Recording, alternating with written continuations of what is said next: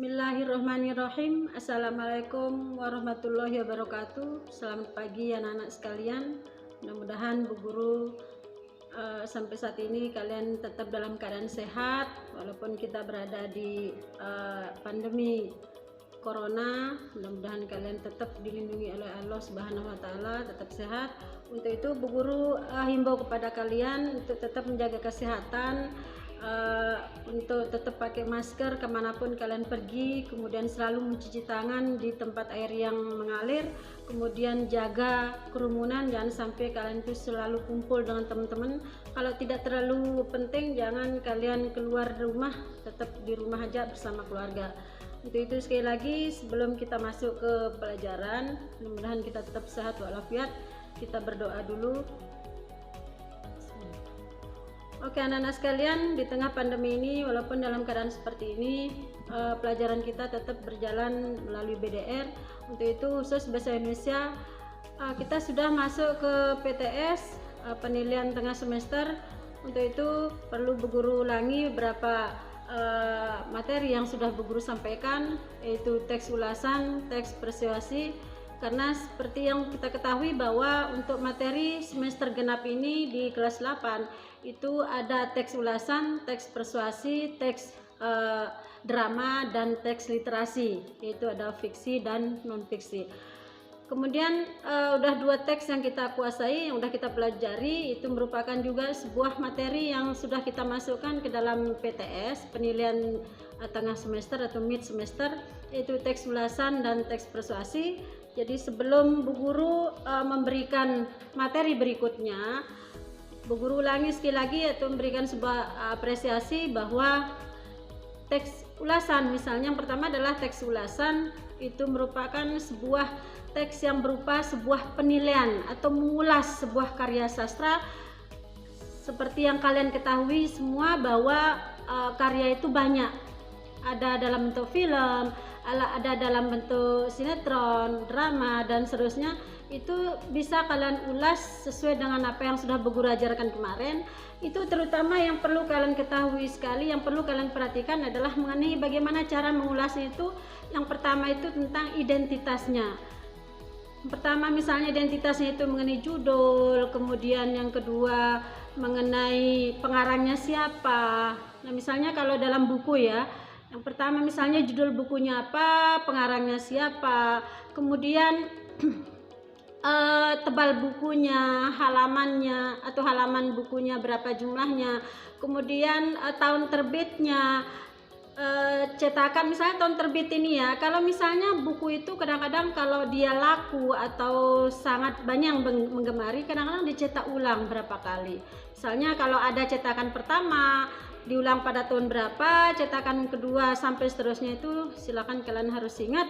Kemudian nanti yang terakhir itu adalah harus kalian kuasai kekurangan kelebihan dalam karya sastra tersebut.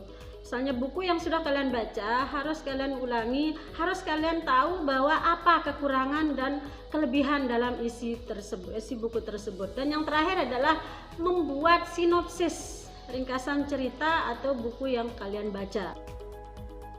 Oke, itulah mengenai teks ulasan. Kemudian mengenai teks persuasi, seperti yang kemarin kita pelajari di semester genap ini, yaitu di mana disebutkan bahwa persuasi itu adalah sebuah ajakan, mengajak seseorang itu dengan cara memberikan sebuah alasan dengan prospek yang baik, itu dengan cara membujuk secara halus. Itu seolah-olah pengarang yang membuat buku itu seolah mengajak para pembaca itu untuk memberikan sebuah ajakan, sehingga nanti pada saat kamu membaca buku itu seolah diajak oleh pengarang itu untuk masuk ke dalam isi buku tersebut. Berbicara mengenai teks drama itu berkaitan erat dengan sebuah keindahan, di mana keindahan dalam kesenian itu menyajikan sebuah pementasan yang nanti disebut dengan seni drama. Kemudian di dalam drama itu terlibat beberapa macam cabang. Ada disebut di sana itu seni tari, seni musik, seni peran, dan sebagainya. Kemudian drama itu biasa disebut juga dengan sandiwara. Sandiwara dalam bahasa Jawanya itu berasal dari kata sandi dan warah. Sandi itu artinya rahasia, kemudian warah itu berupa sebuah saran atau nasihat. Nah, jadi misalnya di dalam sebuah drama itu ditayangkan, contoh ya, seperti yang sering guru berikan contoh kalian di teks ulasan kemarin, karena kebetulan kita bicara dalam sastra. Kalau misalnya kalian membuat atau menonton sebuah film, sinetron, itu kadang-kadang ada nilai-nilai kehidupan yang terdapat di dalam film dan sinetron tersebut. Sama juga dengan kalian membaca sebuah dongeng atau cerita, ada nilai-nilai kehidupan yang bisa kita ambil dalam kehidupan sehari-hari kita. Nanti itu dalam arti luas dapat diartikan bahwa drama itu adalah sebuah tontonan yang diceritakan, dipertunjukkan, yang dimaknai sebagai kisah hidup manusia yang diproyeksikan di atas panggung kehidupan, yang diproyeksikan dalam panggung, disajikan dalam bentuk dialog, kemudian gerak, berdasarkan naskah, didukung oleh tata lampu, tata panggung, kemudian tata musik, tata rias, dan tata busana. Nah, sekali lagi berguru ulangi bahwa seni drama itu adalah sebuah kehidupan yang biasa kita lakoni dalam kehidupan sehari-hari, itu dipentaskan. Itu yang bisa membedakan dari semua karya sastra, karena kalian sudah mengetahui bahwa bentuk-bentuk karya sastra dalam bahasa Indonesia itu ada dalam bentuk puisi, cerpen, drama, kemudian syair dan seterusnya. Salah satu yang paling menonjol yang membedakan antara semua bentuk karya sastra itu dalam drama itu adalah dipentaskan. Oke? Jadi berdasarkan ada beberapa hal yang perlu kalian ketahui dalam pelajaran kita di teks drama ini. Yang pertama adalah teks drama itu dapat kita lihat dari dalam bentuk menggunakan naskah, ada juga dalam bentuk non naskah. Artinya drama yang kita alami sekarang ini, yang kita pentaskan, kadang-kadang ada yang mengandung, ada yang berdasarkan naskah, ada yang non naskah.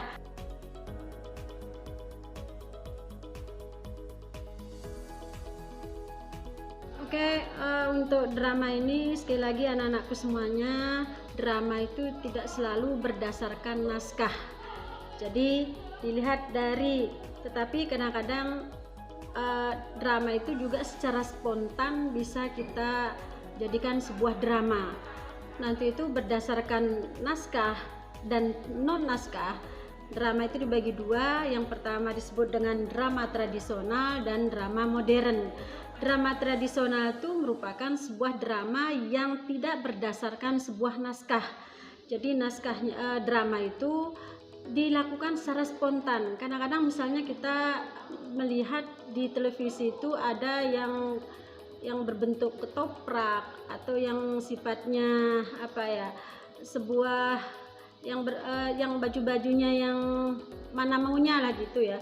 Itu kadang-kadang spontan dibuat sehingga terbentuklah sebuah drama. Yang kedua adalah drama yang modern, itu drama yang berdasarkan naskah yang sudah dibuat. Nah, itu sudah disusun, kemudian berdasarkan naskah itu para pelaku atau pemain bisa memainkan sebuah drama sesuai dengan judul yang diambil, yaitu yang ditetapkan. Itu kadang-kadang bisa kalian lihat di sebuah film atau sinetron yang sering kalian tonton, itu berupa sebuah drama modern, karena para pelaku atau para pemainnya itu dia itu bermain sesuai dengan naskah yang sudah disiapkan oleh sutradara. Oke, itulah drama berdasarkan naskah dan non naskah. Itu sekali lagi ada dua, ada naskah tradisional dan ada naskah modern. Kemudian dilihat dari jenis drama. Jenis drama itu dilihat dari segi penyajian lakon, kemudian ada dari segi sarana. Yang pertama adalah dari segi penyajian lakon, itu drama itu ada yang disebut dengan tragedi, ada komedi, ada tragedi komedi, ada opera, ada melodrama, ada tablo, dan ada sendera tari. Untuk itu sekarang guru akan memberikan kalian masing-masing uraian dari jenis-jenis drama itu. Yang pertama adalah tragedi. Tragedi itu adalah drama yang penuh dengan kesedihan. Dari awal pelaku utamanya itu selalu sedih sampai di akhir ceritanya itu pelaku utama itu tetap sedih. Drama komedi merupakan sebuah drama yang sifatnya lucu. Mulai bandel lagi. Suruh siapa keluar? Itu sering kalian lihat dan tonton di televisi, khususnya di Trans 7 misalnya ada opera Panjapa, dan ada beberapa juga di channel yang lain. Itu merupakan salah satu contoh dari drama komedi, karena drama komedi itu sekali lagi merupakan drama yang sifatnya lucu. Itu bisa kita lihat dari kata-kata yang diucapkan oleh para pemain, begitu juga dengan bagaimana dia menggunakan kostum yang tidak benar, itu mengundang ketawa para penonton. Kemudian yang ketiga adalah tragikomedi, campuran antara tragedi dengan komedi. Artinya di sana itu gabungan antara kesedihan dan kelucuan. Jadi kadang-kadang di drama itu diawali dengan tragedi, diawali dengan kesedihan, kadang-kadang nanti dicampur atau diselingi oleh kelucuan. Jadi gabungan antara kesedihan dan kelucuan. Kemudian mengenai yang keempat, yaitu jenis drama yang keempat itu adalah opera. Itu jenis drama yang dialognya itu dinyanyikan, kemudian diiringi dengan musik. Artinya setiap kali para pelaku itu berkata, menyampaikan sebuah kalimat, itu harus dinyanyikan, disesuaikan dengan iringan musik. Jadi masing-masing para pelaku itu nanti akan diiringi oleh musik, kemudian nanti nyanyi seperti dia bernyanyi gitu. Jadi nanti berbeda-beda nyanyian dari para pelaku tersebut. Kemudian yang kelima adalah melodrama. Itu pergelaran drama seperti sandiwara atau film dengan lakon yang sangat sentimental, mendebarkan. Itu kadang-kadang begini maksudnya ya. Itu kadang-kadang isi dari drama itu seolah-olah pelaku itu memberikan sebuah tontonan yang sangat mendebarkan, yang sangat sentimental. Kadang-kadang kebenaran itu dikesampingkan gitu. Jadi yang membuat para pemain itu bagaimana cara menampilkan hal-hal yang sifatnya mendebarkan para penonton. Itu namanya melodrama. Kemudian tablo ini merupakan jenis drama yang merupakan gerak. Nah, tablo ini tidak menggunakan naskah, tidak ada ucapan, tapi merupakan sebuah gerak yang diiringi juga oleh musik. Jadi bagaimana caranya berdialog atau berbicara antara satu pelaku dengan pelaku yang lainnya itu seolah-olah dia diucapkan oleh gerak. Nah, kalau misalnya kalian ada yang bertanya, apakah sama Bu dengan pantomim? Nah, itu ya kadang-kadang mirip ya, karena tablo ini seolah-olah semua ucapan itu dibentuk dalam sebuah gerakan. Nah, kalau pantomim juga kan dalam bentuk gerakan. Kemudian yang terakhir yaitu dalam bentuk jenis drama yang berdasarkan penyajian lakon itu adalah yang ada yang dimaksud dengan sendera tari. Nah, sendera tari ini merupakan jalan ceritanya itu berupa sebuah tari-tarian dengan gerak yang berpenuh dengan makna yang terkandung di dalam gerakan-gerakan yang berbentuk tari-tarian tersebut. Jadi misalnya kalau kalian sering dengar kata tari Ramayana, itu merupakan salah satu contoh di Indonesia yang sering kita dengar. Sendera tari itu terkenal dengan tari Ramayana.